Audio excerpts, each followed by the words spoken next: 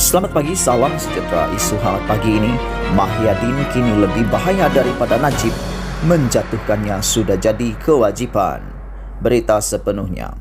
Pada 31 Mac lalu, kerajaan telah mengemukakan pindaan ordinan darurat yang memberikan kuasa kepada Kerajaan Persekutuan dan Negeri untuk menambah perbelanjaan tanpa melakukan melalui kelulusan Parlimen atau Dewan Undangan Negeri. Pindaan itu memberi kuasa sepenuhnya kepada kerajaan untuk berbelanja tanpa had dan tanpa dibentang, dibahas dan dipantau oleh Dewan Rakyat yang diwakili oleh ahli-ahli parlimen yang dipilih melalui pilihan raya. Dengan itu, kebimbangan ramai bahawa darurat yang dicadangkan Mahyadin Mat Yassin memungkinkan ia disalahgunakan dan tidak khusus untuk menangani COVID-19 mula menampakkan ada asasnya. Mengguna dan membelanja wang negara tanpa kelulusan parlimen tidak mustahil juga dilakukan secara suka hati adalah pencerobohan paling besar dari segi amanah dan kebertanggungjawaban bagi sesebuah kerajaan. Boleh mengambil wang sesuka hati dan boleh juga berbelanja sesuka hati tanpa perlu membentangkannya di parlimen ke parlimen ketika sokongan majoritinya telah tiada. Bolehkah Mahyadin dipercaya akan bersikap jujur dan berwatak seperti malaikat dari segi penggunaannya? Semalam pula, satu lagi pindaan ordinan darurat berkaitan kewangan telah dilakukan Mahyadin, iaitu dengan meluluskan undang-undang untuk menggunakan dana daripada kumpulan wang amanah negara KUAN bagi perolehan vaksin dan perbelanjaan berkaitan program imunisasi kebangsaan. Menurut Akta KUAN 1988, dana kumpulan itu dibayar melalui kumpulan wang disatukan daripada royalti Petronas.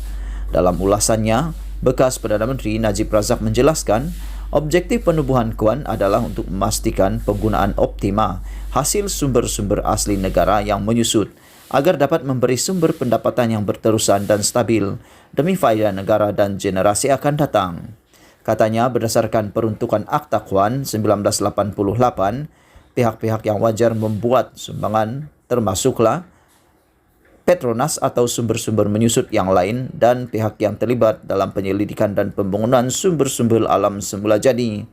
Sejak ditubuhkan, hanya pernah ada satu pengeluaran dibuat kerajaan melalui KUAN, iaitu sebanyak RM42 juta untuk projek pemeliharaan tanah dan ekosistem wetland sanctuary di Putrajaya.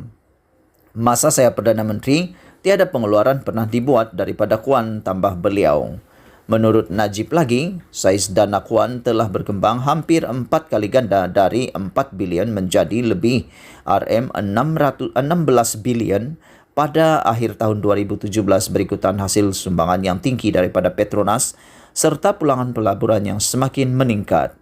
Persoalan di sini, untuk apa dana KUAN mahu dikorek bagi perolehan vaksin dan program imunisasi, sedangkan peruntukan RM3 bilion sudah diluluskan untuk membeli vaksin pada belanjawan 2021 yang lalu. Betulkah dana KUAN itu mahu diambil untuk vaksin dan imunisasi?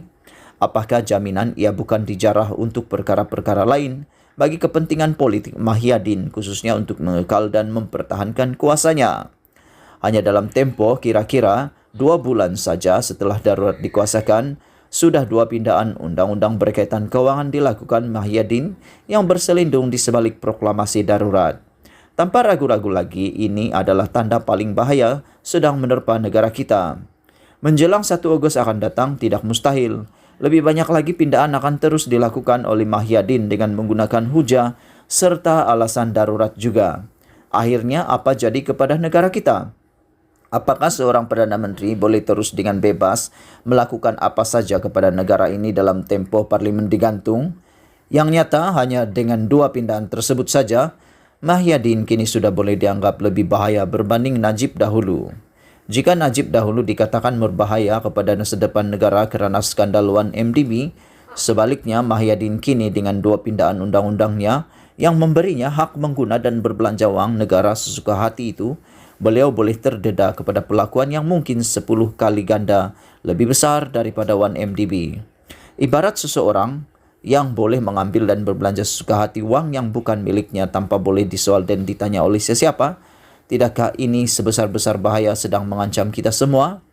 Maka itu sebagaimana rakyat Malaysia telah bersatu hati menjatuhkan Najib pada PRU 14 lalu, menumbangkan Mahyadin baik melalui tekanan yang berterusan atau menunggu pengundian dalam pilihan raya akan datang, keperluannya sudah dikira satu kewajiban. Tidak harus ada kompromi langsung kalau kita tidak mau anak cucu kita semua merempat dan mereka tidak ada masa depan lagi meneruskan kehidupan di negara ini. Ditulis oleh sahbudin.com 22 April 2021. Sekian isu hangat pagi ini. Jangan lupa tekan butang subscribe dan kita jumpa lagi. Bye-bye.